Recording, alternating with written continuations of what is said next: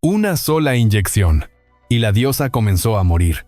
El 29 de abril de 1983, en un hospital de La Joya, California, se apagó la vida de Dolores del Río, una de las mujeres más bellas y admiradas de la historia del cine.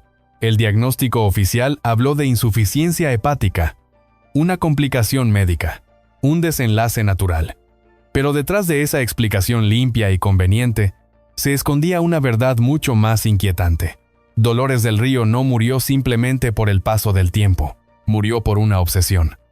La obsesión de no envejecer, de no permitir que el mundo la viera débil, de sostener hasta el último aliento una imagen de perfección que había sido exigida durante toda su vida.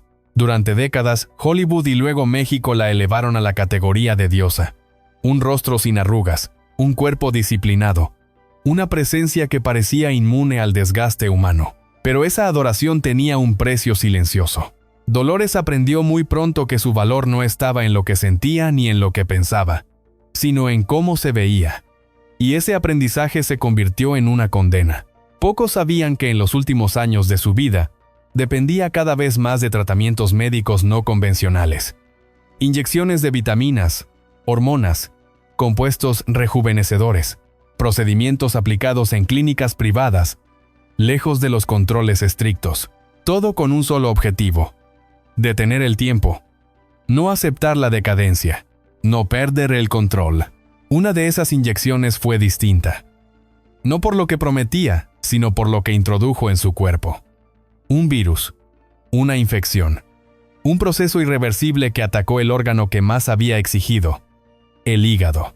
En pocas semanas, la mujer que había controlado cada detalle de su imagen perdió el control absoluto de su propio cuerpo. Este no es un video sobre una muerte accidental.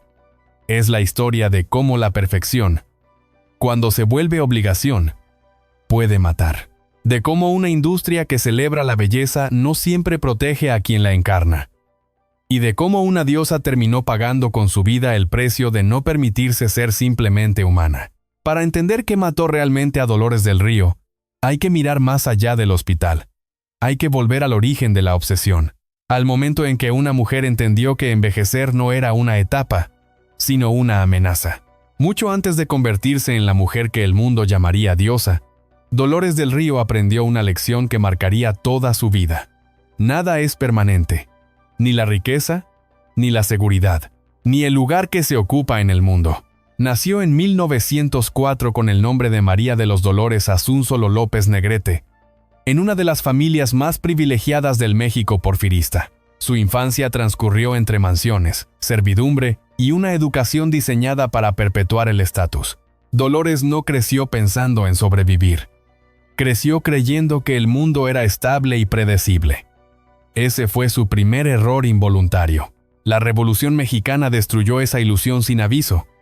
De un día para otro, la familia perdió propiedades, dinero y protección.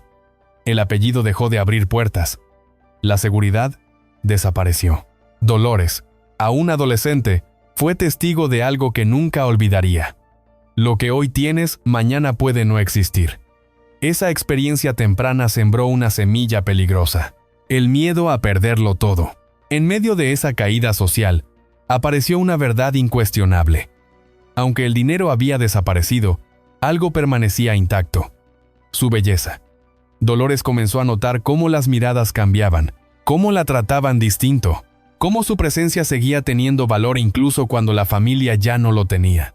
Sin darse cuenta, aprendió que su rostro era un salvavidas. Ese descubrimiento no fue celebrado. Fue asumido como estrategia. La belleza dejó de ser un accidente genético para convertirse en capital. Algo que debía cuidarse, protegerse, administrarse. En un mundo donde todo se había derrumbado, su imagen parecía lo único que podía garantizarle un lugar. El matrimonio con Jaime Martínez del Río no fue solo una historia romántica. Fue un movimiento calculado dentro de una sociedad que aún funcionaba por alianzas. Dos familias aristocráticas en decadencia intentando salvar el prestigio que el tiempo y la historia les habían arrebatado. Dolores entendió rápido el mensaje implícito. Su valor estaba en lo que representaba. Ese matrimonio la llevó fuera de México. Y lejos de casa, la lección se reforzó. En Europa y luego en Estados Unidos, Dolores comprobó algo inquietante.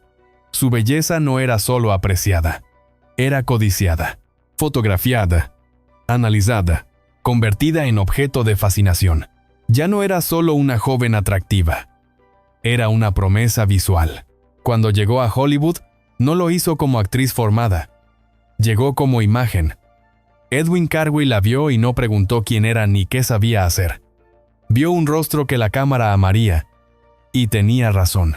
Desde el primer plano, Hollywood decidió que Dolores del Río no debía ser humana. Debía ser perfecta. El estudio no la entrenó para expresarse. La entrenó para conservar. Conservación del rostro, del cuerpo, de la postura, de la sonrisa. Cada gesto era corregido, cada sombra vigilada, cada imperfección eliminada. Dolores entendió el mensaje sin que nadie tuviera que decirlo. Aquí no vienes a cambiar, vienes a mantenerte. Ese fue el nacimiento real del problema. Porque mientras el mundo la elevaba, internamente comenzaba a formarse una idea peligrosa. Si dejo de ser bella, dejo de existir. Si el tiempo avanza sobre mi cuerpo, el mundo me dará la espalda. No era paranoia, era observación. En Hollywood, las actrices envejecían en silencio. Desaparecían, eran reemplazadas. Nadie hablaba de transición. No había segundas etapas. La juventud no era una fase, era una exigencia permanente. Dolores absorbió esa lógica como una verdad absoluta. Cada elogio reforzaba la trampa. Cada portada, cada comentario sobre su piel perfecta, cada comparación con una estatua. La llamaban diosa, y una diosa no envejece, no se enferma, no se debilita. Dolores aceptó ese rol con disciplina casi militar. No como vanidad, sino como mecanismo de supervivencia. El miedo al deterioro no nació en la vejez, nació en la juventud. En el momento exacto en que entendió que su valor estaba atado a algo que inevitablemente se perdería. Y cuando una persona vive décadas luchando contra lo inevitable, el desgaste es profundo. La caída de Hollywood fue otro golpe psicológico. Cuando fue declarada Box Office Poison, Dolores revivió el trauma de la infancia. De nuevo el mundo le quitaba lo que parecía seguro. De nuevo comprobaba que la adoración no es protección. Esa experiencia reforzó su necesidad de control. Al regresar a México la narrativa cambió, pero la presión no. De estrella hollywoodense pasó a símbolo nacional. De diosa internacional a imagen sagrada del cine mexicano. La exigencia era incluso mayor. No podía fallar. No podía equivocarse. No podía mostrarse humana. Representaba algo más grande que ella. Ese peso comenzó a moldear su relación con el cuerpo. La disciplina se volvió extrema. El control absoluto. Comer, dormir, moverse todo medido. No como cuidado saludable, sino como defensa contra el tiempo. Cada signo de envejecimiento era visto como una amenaza directa a su identidad. Con los años, ese control se trasladó a la medicina.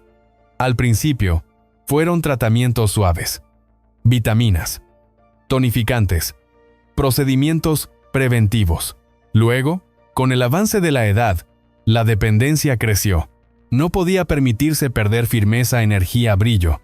El cuerpo debía obedecer. Dolores no buscaba juventud por frivolidad. La buscaba por miedo. El mismo miedo que había nacido en su adolescencia cuando vio desaparecer su mundo. El mismo miedo que Hollywood reforzó al convertirla en objeto eterno. El mismo miedo que México consolidó al santificarla. La belleza había dejado de ser un don. Era una obligación. Y cuando algo se convierte en obligación, cualquier amenaza contra ello se vuelve insoportable. En los próximos capítulos, esa obsesión cruzará una línea peligrosa. Cuando la medicina deje de ser aliada y se convierta en riesgo. Cuando el deseo de conservar lo perfecto abra la puerta a una tragedia irreversible. Porque la historia de Dolores del Río no avanza hacia un accidente. Avanza hacia una consecuencia. Y la consecuencia será tan silenciosa como devastadora. Cuando Dolores del Río llegó a Hollywood, no entró como una mujer común que buscaba una oportunidad. Entró como una imagen cuidadosamente seleccionada. Edwin Carebe no la descubrió por su talento interpretativo, ni por su voz, ni por su experiencia. La descubrió porque la cámara la necesitaba. Y desde ese instante Hollywood dejó claro algo fundamental. Dolores no era una actriz que podía transformarse. Era un rostro que debía conservarse intacto. Los estudios la recibieron con una mezcla de fascinación y control. Todo en su vida comenzó a ser supervisado. La forma de vestir, la forma de caminar, la manera de sentarse frente a la cámara. Cada gesto era corregido. Cada sombra del rostro analizada. Dolores entendió rápidamente que su cuerpo ya no le pertenecía del todo. Era un producto. Y un producto no envejece, no falla, no se equivoca. El ascenso fue rápido y deslumbrante. Primeros planos constantes, contratos exclusivos, portadas de revistas. Hollywood la llamó belleza exótica, pureza cinematográfica, perfección sin tiempo. Cada elogio era una orden disfrazada. Debes seguir así. No cambies. No permitas que el tiempo te toque. Mientras el mundo la admiraba, Dolores comenzó a sentir el peso de esa adoración. La belleza dejó de ser algo que poseía para convertirse en algo que debía defender. El miedo se instaló temprano. El miedo a una arruga, a una ojeras, a una sombra que la cámara no perdonaría. En Hollywood no existía la madurez para las mujeres. Existía la juventud prolongada o el olvido. En ese contexto llegó su matrimonio con Cedric Gibbons. En el papel era la unión perfecta. La diosa latina y el arquitecto del glamour hollywoodense. El hombre que diseñaba los escenarios donde ella brillaba. La prensa celebró el enlace como un cuento de hadas moderno. Pero dentro de esa casa no había refugio. Había silencio. Gibbons era un hombre de control, de estructura, de orden. Dolores se adaptó como siempre. No por amor apasionado, sino por disciplina. El matrimonio no fue un espacio de intimidad emocional. Fue una extensión del escenario. Todo debía verse bien. Todo debía funcionar. Incluso la vida privada. No hubo hijos. No hubo risas espontáneas. Hubo una rutina pulcra y distante. Dolores cumplía su papel de esposa perfecta con la misma precisión con la que cumplía el de estrella. Pero esa perfección tenía un costo invisible. No había lugar para la debilidad. No había lugar para el cansancio. No había lugar para el miedo. Mientras tanto, Hollywood comenzaba a cambiar. Nuevos rostros más jóvenes, nuevas modas, nuevos gustos. Dolores lo percibió antes que nadie. Cada estreno era evaluado con angustia. Cada fotografía comparada con la anterior. El espejo se convirtió en juez constante. La presión no disminuyó cuando llegaron los primeros signos de desgaste. Al contrario, se intensificó. Los estudios exigían más control, más disciplina, más cuidado. Dolores comenzó a vivir bajo reglas cada vez más estrictas. Dietas extremas, rutinas físicas agotadoras, control absoluto del descanso. No por salud, sino por supervivencia profesional. El matrimonio con Gibbons no ofreció apoyo emocional. Él compartía el mismo mundo, el mismo culto a la imagen. No cuestionaba el sistema. Lo diseñaba. Dolores estaba sola, incluso acompañada. La casa era elegante, silenciosa e impecable. Pero fría. Con el paso de los años, la tensión interna comenzó a manifestarse. Dolores dormía mal. Se preocupaba por detalles mínimos. Temía perder contratos. Temía perder relevancia. Temía repetir la historia de su infancia cuando todo se perdió sin aviso. El miedo a la caída se volvió obsesión. La declaración como Box Office Poison fue el golpe más humillante. Hollywood le dio la espalda sin escándalo, sin explicaciones. De un día para otro los proyectos se detuvieron. El teléfono dejó de sonar. El sistema que la había elevado ahora la descartaba con la misma frialdad. Ese momento fue devastador. No solo profesionalmente, psicológicamente. Confirmaba su peor temor. La belleza no era protección. Era condicional. Mientras servía, era adorada. Cuando dejaba de ser rentable, era olvidada. El matrimonio comenzó a resquebrajarse. La distancia emocional se volvió insostenible. Gibbons no comprendía la angustia de Dolores. Para él era solo una etapa. Para ella era la repetición exacta de la perdida original. De nuevo el mundo le quitaba todo. El divorcio llegó sin drama público. Como todo en su vida se manejó con discreción. Pero internamente fue una derrota más. Otro espacio que no había logrado convertir en refugio. Otra prueba de que la perfección no garantiza compañía. Dolores se quedó sola frente a una decisión crucial: aceptar el declive o luchar contra el tiempo con todas las herramientas disponibles. Para alguien que había construido su identidad entera sobre el control, la primera opción era impensable. Fue entonces cuando la relación con la medicina comenzó a cambiar. Ya no se trataba solo de cuidados normales. Se trataba de intervenciones, de tratamientos prometedores, de inyecciones revitalizantes, de procedimientos que ofrecían retrasar lo inevitable. Al principio fueron supervisados. Luego comenzaron a volverse habituales. Dolores no buscaba juventud por vanidad. Buscaba seguridad. Buscaba evitar la caída. Buscaba no volver a sentir el terror de perderlo todo. El regreso a México ofreció una nueva narrativa: la estrella internacional convertida en símbolo nacional. Pero la presión no desapareció. Solo cambió de forma. Ahora no solo representaba belleza, representaba identidad cultural.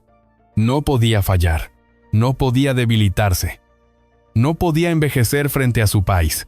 Hollywood había sido una jaula dorada. México se convirtió en un altar. En ambos lugares la exigencia era la misma: ser perfecta o desaparecer. Dolores aceptó ese pacto sin protestar, porque había aprendido desde muy joven que el amor del mundo es frágil. En los próximos capítulos, esa necesidad de control cruzará una frontera peligrosa. Cuando la medicina ya no sea aliada sino riesgo. Cuando el cuerpo comience a pagar el precio de décadas de exigencia. Y cuando una decisión aparentemente pequeña, una simple inyección, abra la puerta a una tragedia irreversible. Porque la historia de Dolores del Río no avanza hacia un accidente casual. Avanza hacia una consecuencia lógica. La consecuencia de vivir toda una vida luchando contra el tiempo, sin permitirse nunca ser vulnerable. Para Dolores del Río, el golpe más cruel de Hollywood no llegó con un escándalo ni con un fracaso artístico visible. Llegó en forma de una lista, fría, impersonal, demoledora. En 1938, su nombre apareció entre los llamados Box Office Poison, estrellas que ya no garantizaban ganancias, ídolos que el sistema decidía desechar sin explicaciones públicas. Para el mundo fue una nota más. Para Dolores fue una herida profunda. No solo porque significaba menos papeles o menos prestigio, significaba algo mucho peor. Confirmaba el miedo que la había acompañado desde la adolescencia. El amor del público es condicional. La belleza tiene fecha de caducidad. Y cuando deja de ser rentable se convierte en estorbo. La humillación no fue ruidosa. Fue silenciosa. Los contratos dejaron de llegar. Las reuniones se cancelaron. Los proyectos prometidos se diluyeron sin excusas claras. Nadie la confrontó. Nadie le explicó nada. Hollywood simplemente giró la cabeza. Y ese gesto fue devastador. Dolores revivió entonces la sensación de su infancia durante la Revolución. De nuevo lo tenía todo, y de nuevo lo perdía sin previo aviso. La diferencia era que ahora sabía exactamente qué estaba en juego. Su imagen, su identidad, su razón de existir frente al mundo. El golpe psicológico fue tan fuerte que incluso su legendaria disciplina comenzó a tambalearse. No se permitió llorar en público. No se permitió mostrarse herida. Pero en privado el miedo se intensificó. Si Hollywood podía descartarla sin miramientos, ¿qué garantía tenía en cualquier otro lugar? Fue en ese estado de vulnerabilidad cuando apareció Orson Welles, no como salvador sino como ruptura. Con él, Dolores vivió una de las pocas relaciones donde no fue tratada únicamente como imagen. Welles la veía como mente, como presencia, como fuerza intelectual. Por primera vez en mucho tiempo, alguien parecía interesarse en quién era cuando no estaba siendo observada. La relación fue intensa, desigual y profundamente marcada por el contexto. Orson Welles era brillante, caótico, absorbente. Dolores se entregó con una mezcla de esperanza y temor. Esperanza de ser vista de verdad. Temor de perder ese vínculo si mostraba debilidad. Durante ese periodo, Dolores experimentó algo cercano a la libertad emocional. Se permitió bajar la guardia por momentos. Se permitió sentir sin calcular tanto el impacto público. Pero esa apertura tenía un precio. Porque cuando una persona ha construido su vida sobre el control absoluto, amar es un riesgo enorme. La relación no resistió. Las razones fueron muchas. Distancia, egos, tiempos distintos. Pero el efecto en Dolores fue uno solo. La confirmación de que ni siquiera el amor podía ofrecerle un refugio duradero. Que incluso cuando era vista como persona, la estabilidad no llegaba. La ruptura con Wells fue silenciosa pero devastadora. No hubo escándalo. No hubo declaraciones. Hubo algo más peligroso. La reafirmación de una creencia profunda. No puedo depender de nadie. Solo puedo depender de mi imagen y de mi control. Ese convencimiento marcó el siguiente giro de su vida. Dolores decidió volver a México. No como retirada, sino como reinvención. México la recibió con los brazos abiertos. No como actriz caída, sino como leyenda viva. El país necesitaba símbolos, y Dolores encajaba perfectamente. El regreso fue presentado como triunfo. La estrella internacional volvía a casa. El cine mexicano la colocó en un pedestal aún más alto. Ya no era solo bella, era sagrada. Representaba a la mujer indígena digna a la nación, a la historia. Películas como María Candelaria consolidaron esa imagen. Pero el altar es tan peligroso como la jaula. Porque en el altar no se permite el error. No se permite el cansancio. No se permite la enfermedad. Dolores comprendió rápidamente que ahora cargaba con una responsabilidad aún mayor. No solo debía ser perfecta para el público, debía serlo para un país entero. La presión se multiplicó. Cada aparición pública era observada con lupa. Cada cambio físico comentado en voz baja. La disciplina se volvió aún más estricta. Comer, dormir, moverse, todo medido con precisión quirúrgica. No por salud, sino por deber. El fracaso de Hollywood y el amor perdido con Wells dejaron una marca imborrable. Dolores llegó a una conclusión peligrosa. Si bajaba la guardia lo perdería todo. Otra vez. Así que no volvió a bajarla jamás. La medicina comenzó a ocupar un lugar central en esa estrategia de control. Ya no se trataba solo de cuidarse. Se trataba de intervenir, de corregir, de anticiparse al tiempo. Inyecciones, tratamientos preventivos, suplementos experimentales. Todo lo que prometiera mantener la imagen intacta era considerado necesario. Nadie la obligó, nadie la presionó directamente. Dolores eligió ese camino convencida de que no había alternativa, porque había aprendido que el mundo no perdona a las diosas cuando envejecen, solo las reemplaza. El amor no pudo salvarla porque nunca fue suficiente frente a una vida entera construida sobre el miedo a perderlo todo. Hollywood la humilló. El amor la decepcionó. México la santificó. Y en cada etapa la lección fue la misma. No te permitas caer. Esa lógica la sostuvo durante décadas, pero también la llevó lentamente hacia una frontera peligrosa. Una frontera donde el deseo de conservarlo todo comienza a poner en riesgo la propia vida. En los próximos capítulos, esa frontera será cruzada sin retorno. Cuando la medicina deje de ser aliada y se convierta en amenaza. Cuando una práctica rutinaria, una inyección más en una larga lista, se transforme en el inicio de un final que nadie quiso ver venir. Porque la historia de Dolores del Río no avanza hacia un accidente fortuito. Avanza hacia la consecuencia inevitable de una vida entera dedicada a no perder jamás el control. Cuando Dolores del Río regresó a México, el país no la recibió como a una actriz que volvía tras una etapa difícil. La recibió como a una deidad que regresaba a ocupar su altar. Hollywood la había descartado. México la consagró. Y esa consagración fue tan peligrosa como seductora. El cine mexicano de los años 40 necesitaba mitos. Necesitaba rostros que representaran dignidad, belleza, identidad nacional. Dolores encajaba de manera perfecta. Su elegancia, su disciplina, su presencia casi irreal, se alineaban con la nueva narrativa cultural. Ya no era la estrella exótica de Hollywood. Era la imagen idealizada de la mujer mexicana. Películas como María Candelaria y Flor Silvestre la transformaron en símbolo. No solo actuaba, encarnaba valores, pureza, sacrificio, nobleza. La cámara la veneraba, el público la respetaba, y ese respeto tenía un precio silencioso. Dolores no podía fallar, no podía equivocarse, no podía mostrarse cansada, mucho menos vieja. El altar es un lugar peligroso porque no permite movimiento. Una diosa no envejece, no se debilita, no duda. Dolores entendió rápidamente que su regreso a México no era un descanso. Era una nueva forma de prisión, más sutil, más profunda. Ahora no solo representaba belleza, representaba identidad nacional. La disciplina se volvió absoluta. Dolores comía con precisión, dormía con rituales estrictos, evitaba el sol, controlaba cada gesto. No como capricho, sino como deber. El cuerpo era un instrumento político, cultural, estético. No podía traicionar esa imagen. Con el paso de los años, esa disciplina se transformó en obsesión. Cada signo mínimo de envejecimiento era interpretado como una amenaza directa. Dolores no hablaba de miedo, hablaba de responsabilidad. Decía que el público merecía verla siempre impecable. Esa idea la acompañaría hasta el final.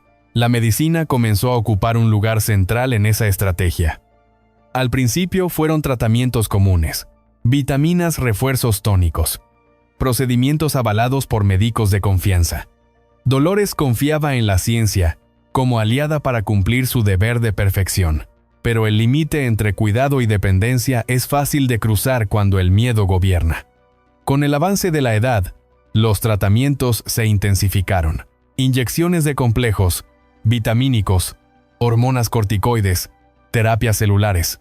Muchas de estas prácticas eran comunes en los círculos de élite, pero carecían de controles rigurosos. Dolores viajaba a Europa y Estados Unidos para someterse a tratamientos rejuvenecedores. Clínicas privadas, médicos discretos, promesas seductoras. Retrasar el tiempo, conservar la energía, mantener la piel. Cada procedimiento parecía un pequeño triunfo contra lo inevitable. Nadie la obligaba. Nadie la engañaba abiertamente.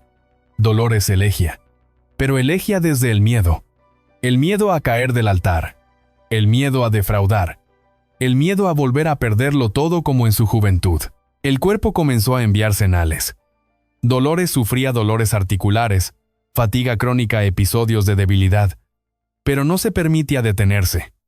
Descansar significaba aceptar el paso del tiempo.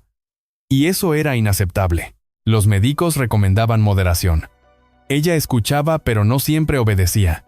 Cada tratamiento era justificado como necesario, como preventivo, como parte del deber profesional. La línea entre salud y sacrificio se había borrado. En privado, algunos allegados notaban la rigidez extrema, la falta de espontaneidad, la ansiedad constante por mantener la imagen, pero nadie se atrevió a confrontarla. Dolores era una institución, una leyenda viva. Cuestionarla era casi un sacrilegio. A comienzos de los años 80, la dependencia de las inyecciones era evidente. Ya no se trataba solo de bienestar. Era una rutina, un ritual de control. Dolores confiaba en esas sustancias como en un escudo invisible.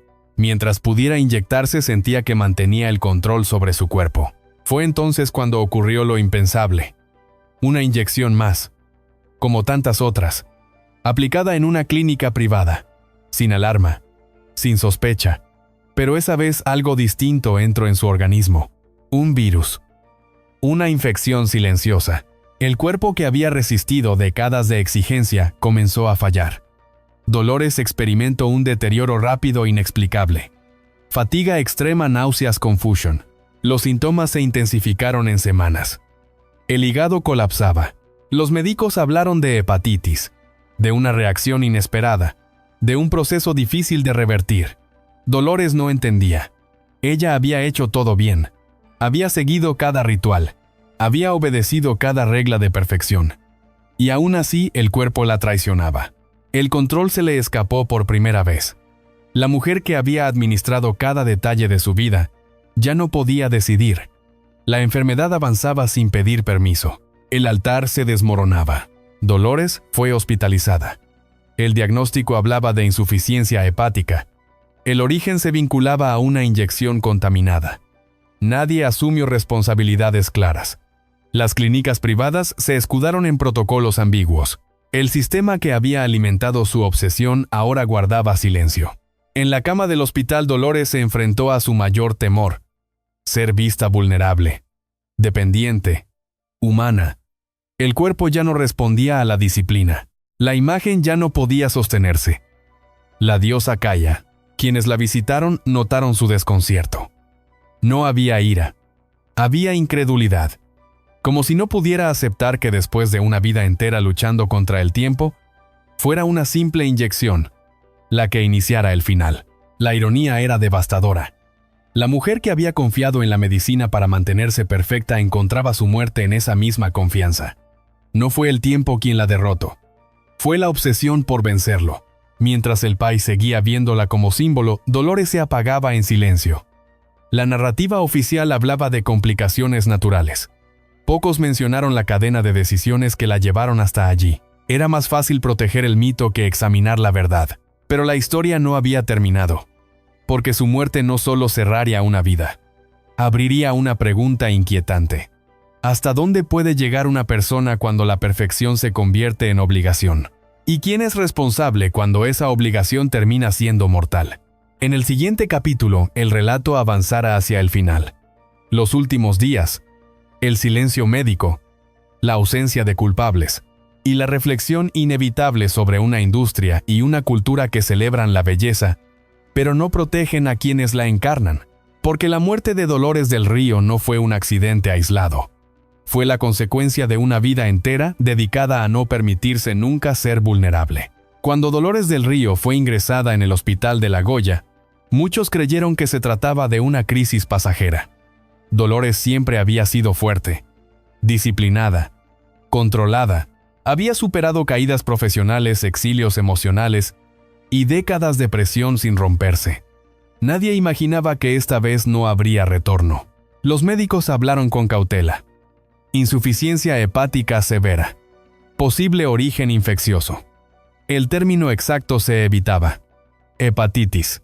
Una palabra incómoda para una mujer que había pasado toda su vida evitando cualquier asociación con debilidad o descuido. La explicación oficial se mantuvo deliberadamente vaga. Complicaciones médicas. Nada más. Pero el deterioro fue rápido. Demasiado rápido para una mujer que hasta meses antes mantenía rutinas estrictas y una presencia pública impecable.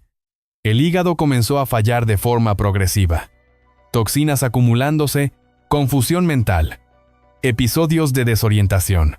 El cuerpo que había obedecido durante décadas ya no respondía a la voluntad. Para Dolores ese fue el golpe más brutal. No el dolor físico, sino la pérdida de control. Por primera vez no podía decidir. No podía corregir. No podía disciplinar el cuerpo para que obedeciera. La mujer que había administrado cada minuto de su vida estaba ahora a merced de procesos internos imposibles de detener. Las visitas fueron pocas y cuidadosamente seleccionadas. La imagen debía protegerse incluso en la enfermedad. Nadie quería fotografías. Nadie quería filtraciones. La narrativa pública seguía intacta. Dolores del Río estaba delicada pero estable. Dolores del Río descansaba. Dolores del Río se recuperaría. Mentiras necesarias para proteger el mito. En privado la situación era otra. El daño hepático avanzaba. Los médicos sabían que el margen era mínimo. Se hablaba de semanas, tal vez días. El origen se rastreaba cada vez con más claridad a una infección contraída por vía intravenosa. Una inyección contaminada. Una práctica que durante años había sido parte de su rutina de cuidado, pero nadie quería profundizar. Las clínicas privadas se amparaban en la falta de pruebas definitivas. Los médicos evitaban señalar responsabilidades. El círculo de silencio se cerró con rapidez, no por maldad abierta, sino por conveniencia. Reconocer el origen implicaba cuestionar una industria entera de tratamientos estéticos aplicados sin controles rigurosos a las élites. Dolores se fue apagando entre lapsos de lucidez y confusión. En los momentos de claridad comprendía lo que estaba ocurriendo. No había pánico. Había incredulidad. Como si no pudiera aceptar que después de una vida entera dedicada a sostener la perfección, el final llegara de esa manera. No en un escenario. No en una despedida digna, sino en una cama de hospital conectada a máquinas. El contraste era cruel. La mujer que había sido adorada como diosa ahora dependía de otros para respirar, moverse, pensar con claridad. El miedo que había guiado tantas de sus decisiones finalmente se materializaba. Ser vista vulnerable. Aunque esta vez ya no había público, en los últimos días la conciencia se fue desdibujando. El fallo hepático provocó encefalopatía. Dolores entraba y salía de estados de confusión profunda. Los recuerdos se mezclaban. Hollywood, México, la infancia, la revolución, todo se cruzaba en fragmentos inconexos. El cuerpo ya no distinguía épocas ni batallas. El 29 de abril de 1983, Dolores del Río murió sin recuperar la lucidez plena. El comunicado oficial fue breve. Fallecimiento por insuficiencia hepática. Sin detalles. Sin contexto. Sin preguntas. El sistema cerró filas con eficacia. El país lloró a la diosa. Los homenajes destacaron su belleza, su legado, su elegancia. Nadie habló de las inyecciones. Nadie mencionó la dependencia médica. Nadie cuestionó el modelo que la empujó a ese extremo. El mito fue protegido hasta el final, pero la verdad incómoda permaneció debajo de la superficie. Dolores del Río no murió simplemente por una enfermedad inevitable. Murió por una cadena de decisiones tomadas bajo presión, por una obsesión alimentada durante décadas por una industria que exige perfección y ofrece silencio cuando esa perfección cobra factura. La inyección que introdujo el virus no fue un accidente aislado. Fue el último eslabón de una práctica normalizada. La confianza ciega en tratamientos no regulados, la ausencia de límites médicos claros cuando el paciente es una leyenda, el miedo a decir no cuando el ídolo exige seguir siendo eterno. Nadie fue juzgado. Nadie fue señalado. El expediente se cerró. Como se cierran las historias que incomodan, porque admitir lo ocurrido habría obligado a una reflexión profunda sobre la responsabilidad médica, sobre la ética del rejuvenecimiento, sobre el precio real de la belleza impuesta. Dolores del Río se convirtió así en una víctima perfecta, admirada, llorada, pero no escuchada. Su muerte sirvió para reforzar el mito, no para desmontarlo. Y esa es quizá la tragedia final, porque mientras el sistema celebraba su imagen intacta, evitaba la lección que dejaba su final. La perfección sostenida a cualquier costo termina siendo mortal. La disciplina sin compasión se convierte en autodestrucción. Y la belleza, cuando se transforma en obligación, deja de ser un don para convertirse en una sentencia. La historia de Dolores no termina con su muerte. Continúa en cada actriz obligada a esconder la edad, en cada tratamiento aplicado sin control, en cada silencio cómplice para proteger una imagen. Su final no fue un error médico aislado, fue la consecuencia de un modelo que aún hoy sigue vigente. En el siguiente y último capítulo, la historia cerrará con una reflexión inevitable. No sobre la diosa que murió, sino sobre la mujer que nunca pudo permitirse ser frágil, sobre lo que su vida y su muerte revelan de nosotros, y sobre si estamos dispuestos a aprender algo antes de que la próxima aguja vuelva a brillar bajo una luz blanca y silenciosa. Tras la muerte de Dolores del Río, el silencio no fue solo una reacción natural al duelo, fue una estrategia, rápida, eficiente, casi automática. En cuestión de horas, la versión oficial quedó fijada. Insuficiencia hepática. Complicaciones médicas. Nada más que añadir. Y con esa frase breve se cerró una historia que en realidad apenas comenzaba a incomodar. No hubo conferencia detallada. No hubo explicación profunda. No hubo interés real en reconstruir los hechos previos. Para la opinión pública, la diosa había muerto. Para el sistema, el problema estaba resuelto. Pero bajo esa superficie pulida, quedaban demasiadas preguntas sin responder. Las personas más cercanas sabían que la enfermedad no había surgido de la nada. Dolores no llevaba una vida descuidada.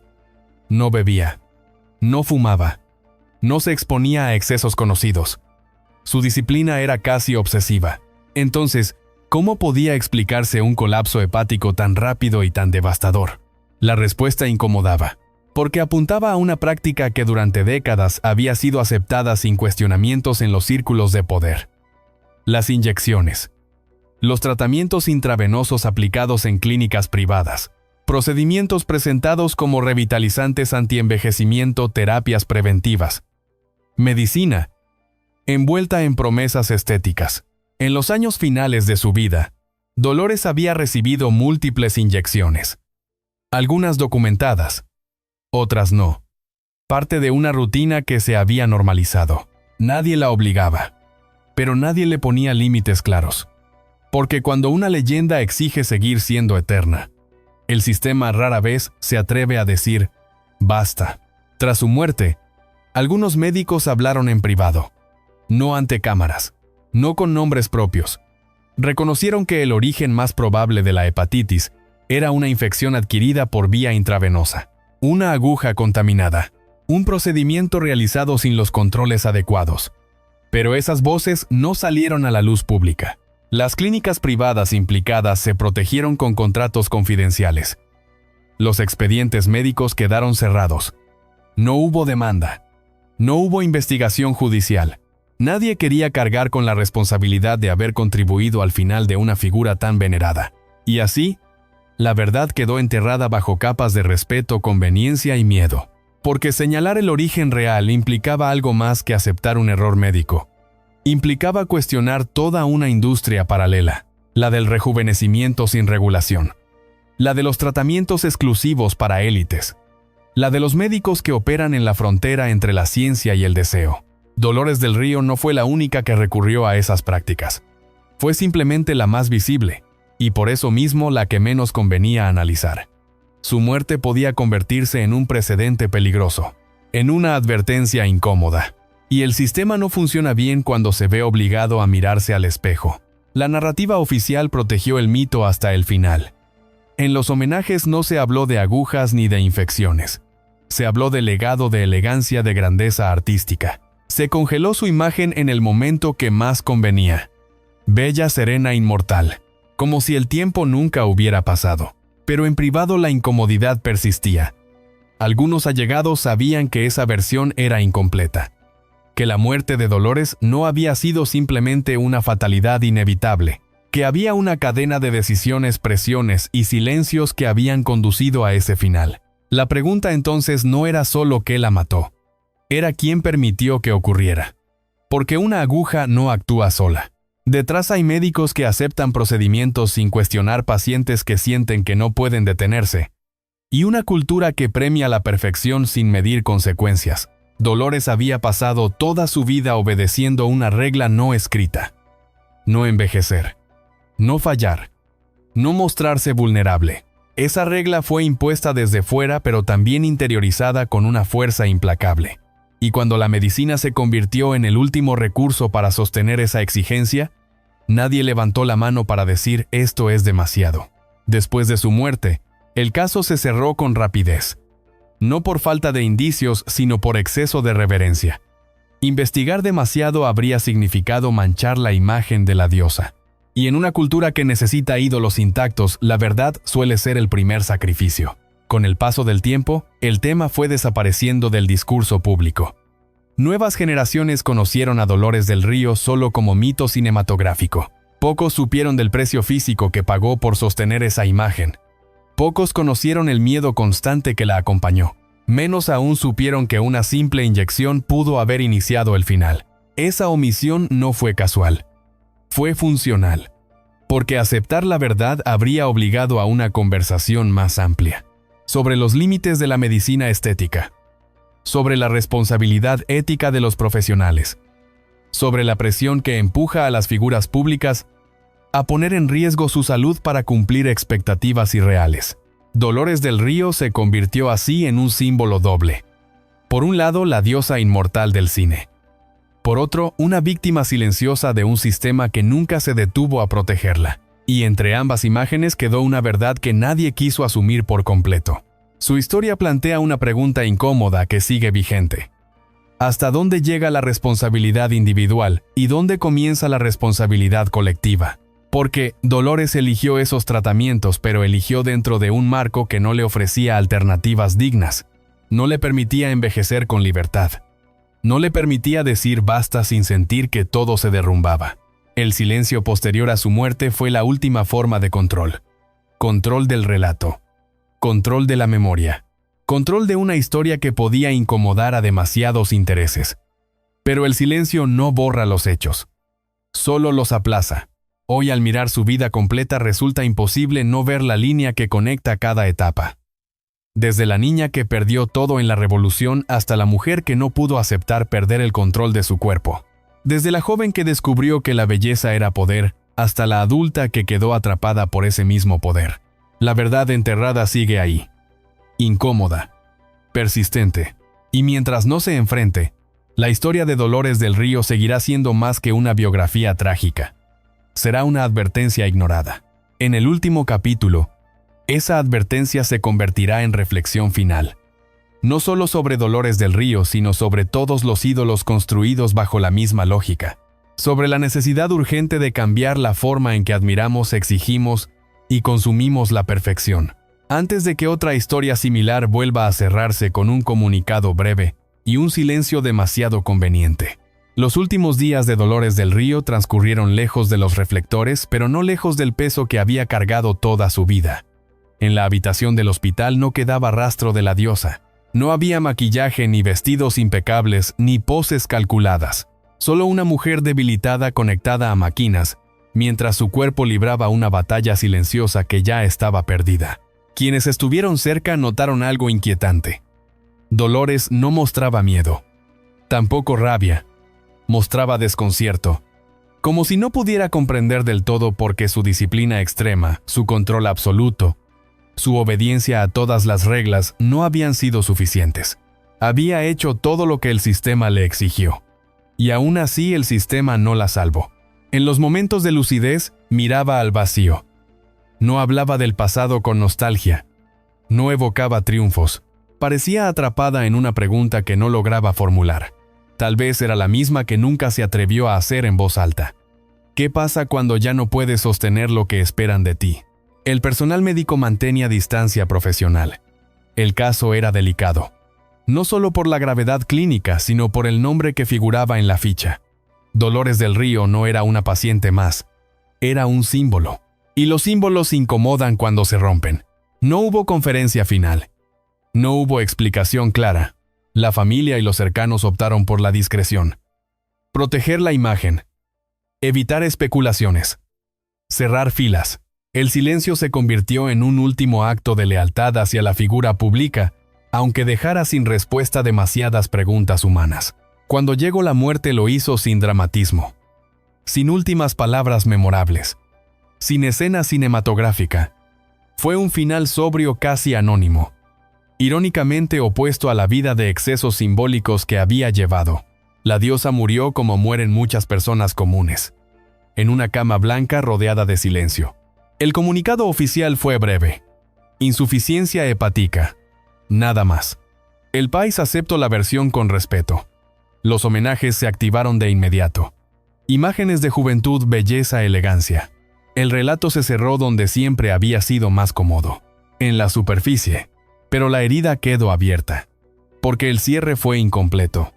Porque nadie quiso profundizar. Porque aceptar la verdad implicaba incomodar a demasiados. La medicina. La industria. El público. Todos preferían recordar a la diosa intacta antes que cuestionar el camino que la llevó a ese final. Dolores del Río se fue sin respuestas. Y tal vez eso sea lo más inquietante de su historia. No solo murió una mujer. Murió una oportunidad de reflexión profunda. Murió la posibilidad de aprender algo en el momento preciso. Su adiós no cerró la historia. La dejó suspendida, como una advertencia muda. Como una pregunta que sigue flotando. ¿Qué precio estamos dispuestos a pagar por la perfección? ¿Y a quién estamos dispuestos a sacrificar para mantener intacto un mito? En el capítulo final, esa pregunta ya no podrá evitarse. Porque la historia de Dolores del Río no exige compasión tardía. Exige memoria honesta. Y sobre todo exige que dejemos de confundir belleza con valor antes de que otra diosa vuelva a morir en silencio. La historia de Dolores del Río no termina con su muerte ni con un diagnóstico médico cuidadosamente redactado. Termina con una verdad incómoda que durante décadas fue ignorada.